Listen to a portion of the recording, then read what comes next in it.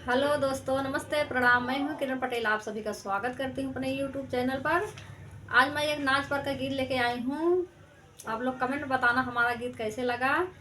पसंद आए तो हमारे चैनल को लाइक सब्सक्राइब करना और वीडियो को फुल वॉच करना। देवरा वीरापुर में हो, देवरा वीरापुर में लागल बा बजारिया, बजरिया तो होके जाई के पड़ी। देवरा वीरापुर में हो, देवरा वीरापुर में लागल बा बजारिया, बजरिया तो होके जाई के पड़ी। हमरे माथे जोगे हो, हमरे माथे जोगे टिकवा बिकाला, टिकवना तो के लावे के पड़ी। हमरे माथे जोगे हो, हमरे माथे जोगे टिकवा बिकाला, टिकवना तो के लावे के पड़ी। भौजी लाई हो देबै हो, भौजी लाई हो देबै माथे का टिकावना, कहनवा हमरा मानै के पड़ी। भौजी लाई हो देबै हो, भौजी लाई हो देबै माथे का टिकावना, कहनवा हमरा मानै के पड़ी। देवरा मानी हो लेबै हो, देवरा मानी हो लेबै तोहरा कहनवा, सजानवा से पूछै के पड़ी। देवरा वीरापुर में हो, देवरा वीरापुर में लागल बा बजारिया, बजरिया तो के जाई के पड़ी।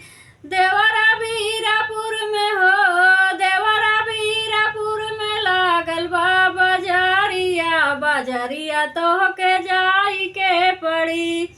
हमारे हाथ जोगे हो, हमारे हाथ जोगे बिकल बा कंगनवा, कंगनवा तो के लावे के पड़ी।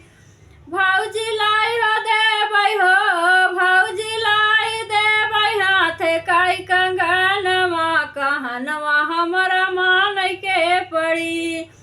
देवरा मानी लेबै हो, देवरा मानी लेबै तोहरा कहनवा, सजानवा से पूछै के पड़ी। देवरा वीरापुर में हो, देवरा वीरापुर में लागल बा बजारिया, बजरिया तो के जाई के पड़ी।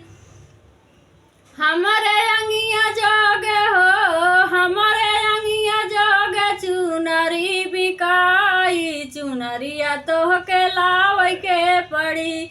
हमरे अंगिया जोगे हो, हमरे अंगिया जोगे चुनरी बिकाई, चुनरिया तो के लावे के पड़ी। भौजी लाई हो देबै हो, भौजी लाई देबै तोहरी चुनरिया, कहनवा हमरा मानै के पड़ी। देवरा मानी लेबै हो, देवरा मानी लेबै तोहरा कहनवा, सजानवा से पूछै के पड़ी। देवरा वीरापुर में हो, देवरा वीरापुर में लागल बा बजारिया, बजरिया तो के जाई के पड़ी। देवरा वीरापुर में हो, देवरा वीरापुर में लागल बा बजारिया, बजरिया तो के जाई के पड़ी।